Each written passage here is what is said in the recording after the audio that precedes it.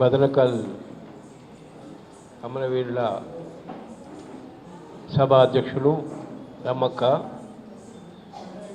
హరగోపాల్ గారు, చంద్రకుమార్ గారు, జీవన్ గారు, కొమరయ్య గారు, విమలక్క, నాగిరెడ్డి గారు, ఈ సభికులకు అందరికీ ఒక్కొక్కరికి పేరు పేరున వందనాలు.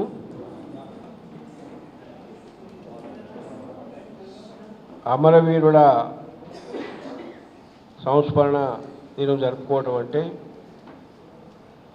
అమరవీరుల ఆశయాలను ముందుకు తీసుకుపోవటం అని అర్థం. వారి ఆశయాల కొరకు మనం నిలబడాలి, వారి ఆశయాల కొరకు మనం కలబడాలి,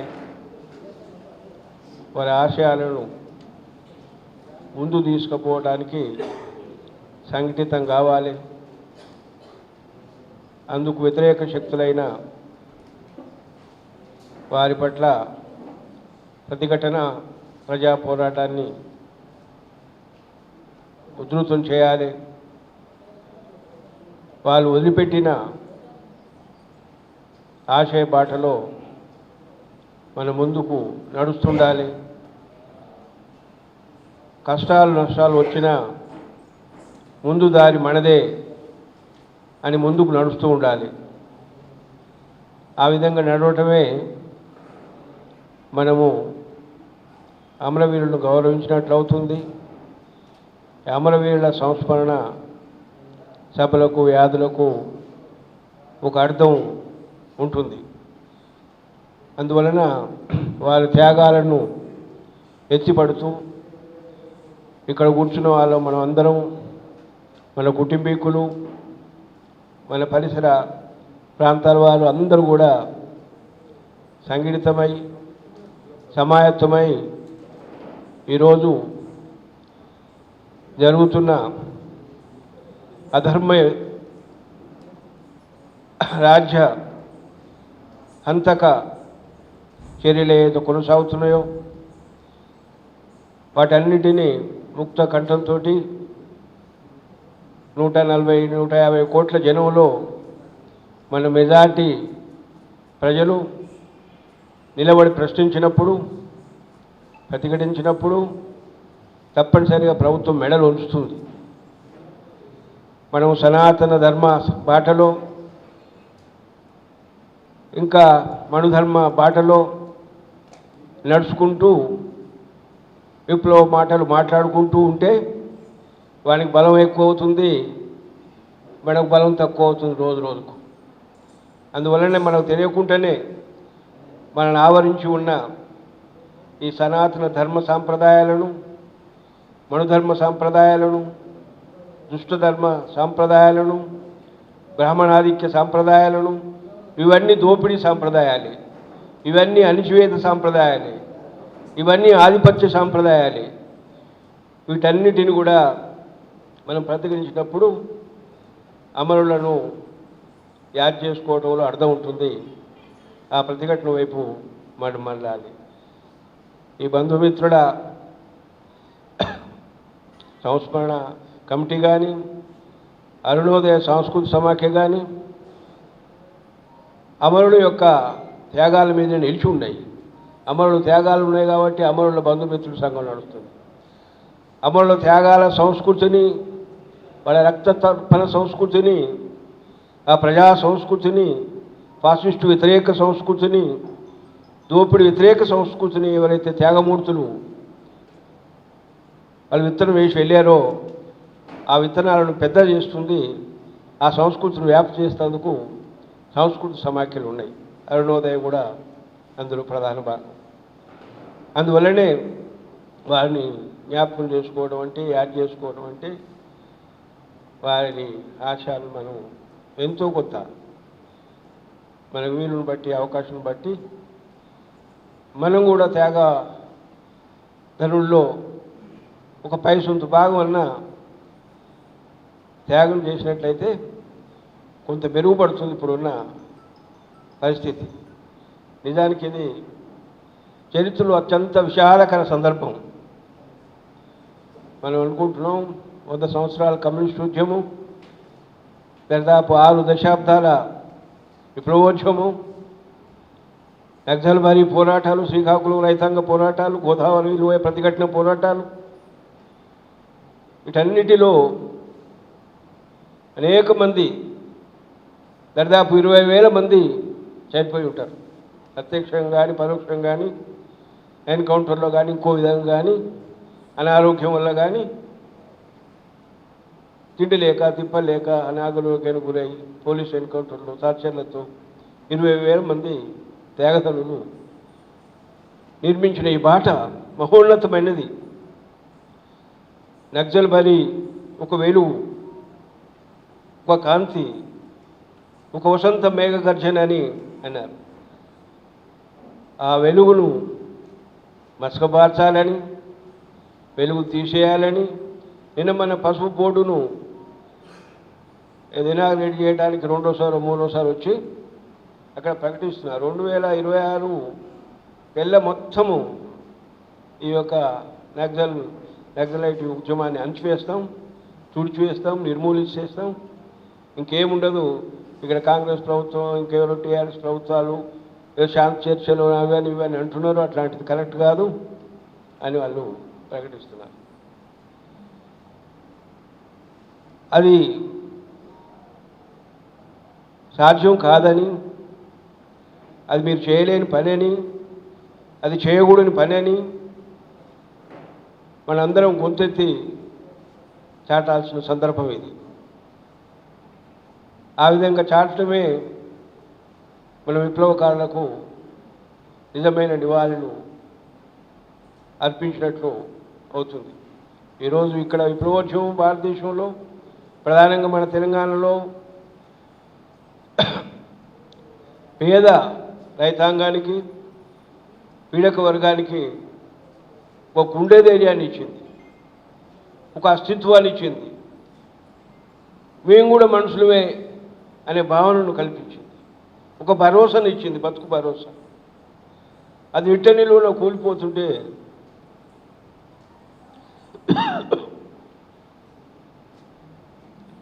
చూస్తుండటం అనేది నేరమయమే అవుతుంది. ఈ వ్యవస్థలు, దోపిడీ వ్యవస్థలన్నిటినీ బట్టబయలు చేసి ఏ రూపాల్లో ఎన్నెన్ని దోపిడీలు ఉంటాయి, వాడు కనపడని దోపిడీ, కల్పించే దోపిడీలు అన్నిటిని బట్టబయలు చేసి ఈ దోపిడీ వ్యవస్థలను ధ్వంసం చేయాలనే ప్రధానమైన ఎజెండాతోటి ముందుకు నడిచిన విప్లవోద్యమాన్ని విధోడు దోపిడీదారులందరూ సమాఖ్యమై ఈ యొక్క విప్లవోద్యమాన్ని మనం అనచకపోతే మన దోపిడీ కొనసాగదని మరి అనేక కుట్రలు, విప్లవోద్యమాన్ని భిన్న ముక్కలు ముక్కలుగా చేయటము, తర్వాత అంటే అనేక రకాలుగా అపోహలు సృష్టించటము, బలహీనపరచటము, ఈ పనులు వాళ్ళు కొనసాగిస్తున్నారు. ఒక విషాదకర సంఘటనలు మనం గుర్తు కూడా చేసుకోవాలి. దోపిడీ శక్తులు రోజు రోజుకు సంఘటితం అవుతున్నాయి. వాడు కాంగ్రెస్ పార్టీ కానీ, టీఆర్ఎస్ పార్టీ కానీ, ఇంకొక బీజేపీ పార్టీ కానీ, ఇంకో పార్టీ కానీ ఎవడైనా కానీ, పార్టీలు ఏమైనా ఉండొచ్చు, సంఘాలు ఏమైనా ఉండొచ్చు, కానీ వాడు లోపల మాటలు ఏమైనా మాట్లాడవచ్చు బయటికి, కానీ లోపల దోపిడీ శక్తులు అంతకంతకు సంఘటితమై విప్లవోద్యమాన్ని దెబ్బతీయడాన్ని చేసే ప్రయత్నాలన్నీ చేస్తున్నారు. వాడు పాలనలో ఉన్నప్పుడు, పాలనలో లేనప్పుడు ప్రభుత్వాలు మారుతుంటాయి వాళ్ళు చేసే పనులు. కానీ విచారకరమైన సందర్భం ఏంటంటే విప్లవోద్యమ శ్రేణుల్లో అనేక విభజనలు వచ్చి బలహీనమవుతున్న సందర్భం. ఈ సందర్భాలను గుర్తు చేసుకొని అందరూ ఐక్యత పాటలే పాడుతున్నారు. విప్లవోద్యమం అందరూ, విప్లవకారులందరూ ఐక్యం కావాలని, కమ్యూనిస్టులందరూ ఐక్యం కావాలని నేను వేదికల మీద దాదాపు ఒక 50 ఏళ్ళ నుంచి వింటున్నా నేను.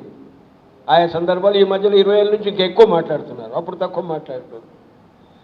అందరూ మాట్లాడుతున్నారు, వ్యతిరేకించేటోళ్ళు ఎవరైనా నాకు అర్థమైతలేదు. అందరూ ఐక్యతే కావాలంటున్నారు, ఎవరు వ్యతిరేకిస్తున్నారు? అందువల్ల వ్యతిరేకించే వాళ్ళు ఎవరని మనం కనుక్కోవాలి. ఎవరు మామూలు సాధారణ కార్యకర్తలు అందరూ కావాలనుకుంటున్నారు. ఎవరైనా కావద్దనుకున్న వాళ్ళు ఉంటే, ఎవరికైనా ఆధిపత్య ధోరణి ఉంటే అందులో ఆధిపత్యవాదులే దాన్ని వద్దంటారు. అందువల్ల ఈ ఆధిపత్యవాదం సరైనది కాదని ముందుకు పోయే ప్రయత్నాల్లో కింది నుండి రావాల్సిన అవసరం ఉంటుంది. మీరందరూ ఐక్యం కావాలి, ఇట్లాంటి పనులు చేయొద్దు అని కింది నుండి వచ్చినప్పుడు వాళ్ళు తప్పనిసరిగా ఒక సరైన మార్గం నడపడానికి ప్రయత్నం చేస్తారు. అది సంఘటితం కావడానికి సమాయత్తం అవుతారు. నాకు తెలిసిన కాడికి నేను నాకు పర్సనల్ తెలిసిన కాడికి 10-20 సమావేశాలు చూసినాను నేను. ఐక్యత సమావేశాలు, రకరకాల పార్టీలు కూర్చొని మాట్లాడుకొని 1వ సమావేశం, 2వ సమావేశం, 10వ సమావేశం అని ఇట్లా చూసిన. కానీ ఎంతకు కొలిక్కి రావే 10 ఏళ్ళు అయిపోతుంది. 10-15 ఏళ్ళ నుంచి చూస్తున్నాను నేను, దీన్ని ప్రత్యక్షంగా చూస్తున్నాను నేను. ఒక్క కొలిక్కి రావే ఎంతకు. ఆచరణలో అందరూ ఒకటే పనులు చేస్తున్నారు. పెద్ద భిన్నమైన పనులు లేవు. కానీ సిద్ధాంతాలకు వచ్చేసరికి రకరకాల మాట్లాడుతున్నారు, రకరకాల విశ్లేషణ చేస్తున్నారు, సూక్ష్మాతి సూక్ష్మంగా వాటిని డిస్కషన్ చేస్తున్నారు. ఈ విషయాలు మనం ఒకసారి ఆలోచించుకోవాలి. ఇక్కడ ఉన్న రాజ్యం మీద చాలామందికి భ్రమలు ఉంటున్నాయి. రాజ్యం అంటే మనకు అన్ని రకాల బియ్యం ఇస్తుంది, అది ఇస్తుంది, ఉప్పు ఇస్తుంది, పప్పు ఇస్తుంది, ఉచితాలు ఇస్తుంది, ఇంకా ఎన్నెన్నో పని చేస్తుంది. రాజ్యం అంటే అనేక సేవలు చేస్తుంది మనం సర్కారు వల్ల అని అనుకుంటున్నాం. రాజ్యం మౌలికంగా అది దోపిడీ వ్యవస్థ. రాజ్యం ఎప్పుడు దోపిడీదారుల పట్టునే ఉంటుంది. రాజ్యం ఎప్పుడు దొంగల పట్టునే ఉంటుంది. రాజ్యం ఎప్పుడు దళారుల పట్టునే ఉంటుంది. ప్రజల పట్ల ఉన్నట్టు నటన చేస్తుంటుంది. ఎందుకంటే ప్రజల ఓట్లు కావాలి, ఒకటి పెట్టిరు కాబట్టి. ఆ విషయాన్ని మనం గమనించాలి. వాళ్ళ నాటకాన్ని మనం గమనించాలి. వాడు ఏ పార్టీడైనా, ఏ లీడర్ అయినా, కిందోడైనా మీదోడైనా వాడు చేసే పనులు ఇవి అన్నట్టు. ప్రభుత్వం, రాజ్యంలో భాగమైన ప్రభుత్వ వ్యవస్థలు, అది శాసనసభ కానీ, కార్యనిర్వాహక శాఖ కానీ, న్యాయశాఖ కానీ, అవి రాజ్యంలో అంతర్భాగమే. న్యాయశాఖకు స్వతంత్ర ప్రతిపత్తి ఉంటుంది. వీళ్ళు స్వతంత్ర న్యాయస్థానం, న్యాయమూర్తులు స్వతంత్రంగా చెప్తారని అది కూడా ఒక భ్రమలే. అయితే ఉన్న దాంట్లో గుడిలో మెల్లన్నట్టు ఆయా సంస్థలు మనం అప్పుడప్పుడు మేరకు ఉపయోగించుకుంటాం. అరెస్ట్ అయితే బెయిల్ ఇవ్వమని పోతాం, ఇచ్చేటప్పుడు ఇస్తారు, ఇవ్వనప్పుడు ఇయ్యరు, వద్దంటే మానేస్తారు. అక్కడ గట్టి మనిషి ఉన్నప్పుడు వద్దంటే మానేస్తారు. అట్లా లక్షలు కోట్ల ఇన్కమ్ ట్యాక్స్ వచ్చినప్పుడు పిటిషన్ వస్తే గట్టివాడు చెప్తే వాడిని మాఫ్ చేసేస్తారు. ఇట్లా అనేక రకాల సందర్భాలు మనం చూస్తుంటాం. న్యాయ వ్యవస్థ కానీ, కార్యనిర్వాహక వ్యవస్థ కానీ, శాసనశాఖలో ఉన్నోడికి ఏం శాసనాలు చేస్తున్నావు అని తెలియదు. ఒకటి చేస్తారు, చేతులు ఎత్తుతారు, శాసనం అయిపోతుంది, చట్టాలు అంటారు.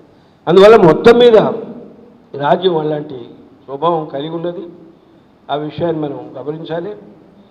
ఏదైతే రాజ్యం ఈ సాంస్కృతిక పరంగా ఈ దోపిడీ సంస్కృతిని, ఈ పునరుద్ధరణవాద సంస్కృతిని, సనాతనవాద సంస్కృతిని ముందుకు నెట్టి ప్రజలందరినీ విప్లవోద్యమాలను దూరం చేయాలని ఆచరణలో ఏదో చూస్తుందో దాన్ని మనం ప్రతిఘటించాలి. ప్రతిఘటన పోరాటాలు ముందుకు తీసుకుపోవాలి, ప్రజాయుద్ధాన్ని ముందుకు తీసుకుపోవాలి. ఆ విధంగా ఈ ప్రతిఘటన పోరాటంలో మరణించిన ఈ వదనకల్ వీరులు, ఆ రియాజు నేను దాదాపు 1997-96 నాకు ఖచ్చితంగా గుర్తులేదు, కానీ నల్గొండలో ఆయన విద్యార్థి నాయకుడిగా ఉన్న రోజులు నల్గొండ కోదాడలో ఒక మహాసభ జరిగినప్పుడు, ఆ మహాసభకు జనరల్ కౌన్సిల్ జరిగినప్పుడు వచ్చాడు. నేను కూడా అందులో ఆ సభలో ఒక భాగంగా ఉన్నాను. చాలాసేపు మాట్లాడి, చాలా మృదువైన మనిషి, చాలా చిన్నోడే అప్పుడు. నేను అనుకుంటున్నప్పుడు ఆయనకు 25 ఏళ్ళు కూడా ఉన్నాయో లేవు. కోదాళ్ళు అనేక విషయాలు మాట్లాడి విప్లవోద్యమంలో కొనసాగుతున్న అనేక లోటుపాట్లను, సంస్కృతి సాంప్రదాయాలను, నాయకత్వాలను, క్యాడర్లు, ఇట్లాంటి విషయాలు కొన్ని మాట్లాడాడు. ఆ తర్వాత మళ్ళీ నాకు ఎప్పుడు కనపడలేదు. శాంతి చర్చల్లో కనపడ్డాడు. ఆ టీవీలలో ఎన్ని శాంతి చర్చలు పోయి ఆయన దగ్గరికి మాట్లాడలేదు, చూడలేదు, కానీ ఆ టీవీ శాంతి చర్చల్లో కనపడ్డాడు. ఆ తర్వాత ఎన్కౌంటర్ అయినప్పుడు ఎన్కౌంటర్ అని పేపర్లో చూసినాము, తర్వాత శవాన్ని చూసినాం తప్ప మళ్ళీ ఎన్నడూ నాకు కనపడలేదు. ఆయన సహచారి లక్ష్మి అప్పుడప్పుడు కలుస్తుంటుంది. మా ఏరియాలో ఉండేది కాబట్టి మన సఖి అనే సంస్థలు పనిచేసేది కాబట్టి వనస్థలిపురంలో కనపడి కూడా ఆమె కూడా కొన్ని రోజులు నగరికల్లో నల్గొండలో ఉండి ఉండేది. అనేక సందర్భాల్లో వారి సత్యమని రియాజు యొక్క గుణగణాలను, రియాజు యొక్క పోరాటాలు, మద్రాసు తమిళనాడు నుండి ఇక్కడ తల్లి వచ్చిన కుటుంబము, ఇక్కడ విప్లవోద్యమంలో మమేకమైన తీరు, ఆయన విప్లవోద్యమాన్ని అంటిపెట్టుకున్న తీరు, అతని చైతన్య శ్రవంతి ఆమె ఎన్నోసార్లు నెమరేసుకుంటూ ఆ విషయాలు చెప్పుకొచ్చేది. అట్లా కొన్ని విషయాలు తెలుసు. ఏదేమైనప్పుడు కూడా ఇక్కడ ఈ నేల మీద, ఈ తెలంగాణ గడ్డ మీద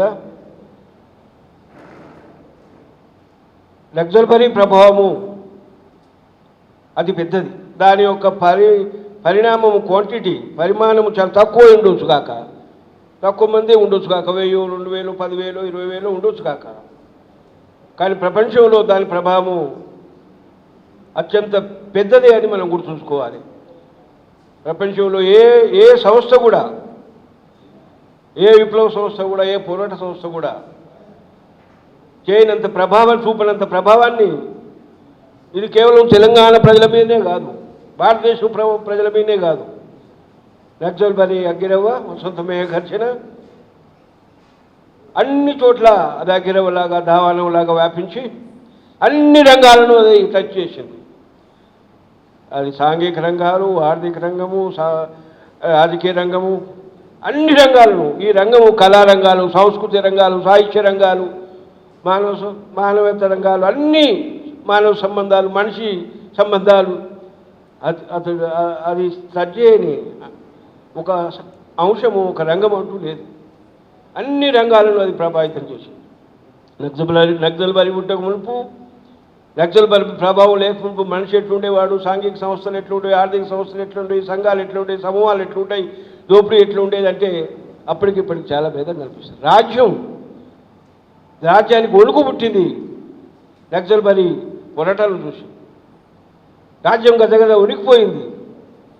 అందువల్లనే రాజ్యము హింసాయుత ప్రేరణ, రాజ్యాంగం రాసుకున్నోడు, రాజ్యాంగం ప్రకారం నడుస్తున్నోడు, ప్రమాణం చేసుకుని అధికారంలోకి వచ్చినోడు, నువ్వు రాజ్యాంగం ప్రకారం నడవాలి. వాళ్ళు కొడుతున్నారు కాబట్టి నేను కొడుతు వాళ్ళు నీ రాజ్యాంగం ప్రకారం వాళ్ళు అధికారంలోకి రాలేదు. వాళ్ళు ప్రజల పట్ల నిలబడి ప్రజలకు న్యాయం జరగాలి, ధర్మం జరగాలి అని వాళ్ళు వచ్చిండ్రు, వాళ్ళు చేస్తున్నారు. ఒకవేళ నువ్వు ఆ విధంగా కాకు, నువ్వు దోపిడీదారుల తరఫున ఉండవు. ఆ దోపిడీదారుల తరఫున రాజ్యాంగం ప్రకారం పనిచేస్తూ ఉంటున్నావు. రాజ్యాంగం కూడా దోపిడీదారులనే రక్షిస్తుంది. నువ్వు ఆ రాజ్యాంగం ప్రకారం శిక్షించు వాళ్ళని అడుగుతున్నావు. రాజ్యాంగం ప్రకారం అయితే వాళ్ళే తప్పు చేస్తే తీసుకురండి, మీదే రాజ్యాంగం, మీదే కోర్టు, మీరు చెప్పినట్టు కూడా న్యాయమూర్తులు పనిచేస్తారు, చెప్పండి, వాళ్ళకి ఏదైనా శిక్ష ఉంటే ఏంటి. ఏదో సందర్భాలు నిర్ణయిస్తే వాళ్ళు అట్లనే చేస్తారు ఎక్కువ శాతం. అట్లా లేదు, రాజ్యాంగ ఉల్లంఘనలకు పాల్పడుతుంది. మనం ఈరోజు గమనిస్తున్నాం. చిన్న చట్టం నుండి, గ్రామ పంచాయతీ చట్టం నుంచి మొదలుపెట్టుకొని పెద్ద చట్టం వరకు ఈ దేశంలో ఏ చట్టము అమలు అవుతలేదు. పేదలకు సంబంధించిన చట్టాలు అమలు అవుతలేవు. చట్టాలు ఉల్లంఘనలో ప్రధానమైన పాత్ర దోపిడీదారులదే, పాలకవర్గాలదే, శాసనసభ్యులదే, కార్యనిర్వాహక సభ్యులదే, మంత్రులదే, వీళ్ళదే ప్రధానమైన పాత్ర. నేరస్తులు వీళ్ళు. ఈ నేరం ఇక్కడ కట్టుబాటు కాకుండా ఇంకా నేరం మరో చోట కట్టుబాటు కాదు. హింసాత్మకమైన వాళ్ళే వీళ్ళు. హింసను సృష్టించేది వీళ్ళు, నేరం చేసేది వీళ్ళు, దోపిడీ చేసేవాళ్ళు. వాళ్ళు ప్రజలను ఏ విధంగా రక్షిస్తారు, ఏం చేస్తారు? మీరు రాజ్యాంగం ప్రకారం వచ్చినప్పుడు రాజ్యాంగం ఉల్లంఘనలకు పాల్పడుతున్నారు. ఈ విషయాలన్నింటినీ మనం ప్రజల్లోకి తీసుకెళ్ళాలి. మేము ఏమనట్లేదు, రాజ్యాంగం ప్రకారం అడుగుతున్నాం. ఎవరు రాజ్యాంగాన్ని అనుసరిస్తున్నారు, ఎవరు రాజ్యాంగాన్ని వ్యతిరేకిస్తున్నారు, ఎవరు చట్టాలను అనుసరిస్తున్నారు. చట్టాన్ని అనుసరించి 1000 కోట్లు 100 కోట్లు ఎవరికి ఎట్లా వస్తుంటాయి? మీకు మీరు ఎట్లా సంపాదిస్తున్నారు? చట్టవిరుద్ధంగా ఉన్న ఆస్తులు మీరు ఎందుకు జప్తు చేయలేకపోతున్నారు? ఎందుకు ప్రభుత్వ పరం చేయలేకపోతున్నారు? ఎందుకు ప్రజల పరం చేయలేకపోతున్నారు? అడిగే నాదుడు లేనంత వరకు వాళ్ళు అట్లనే చేస్తుంటారు. అందువల్లనే అట్లా ప్రశ్నించడం, విముక్తి మార్గంలో ప్రశ్న అనేది ప్రధానమైంది. మనం అన్ని రంగాల్లో విముక్తి చెందాలంటే ప్రశ్నలు సంధించాల్సిన అవసరం ఉంది. అందువల్లనే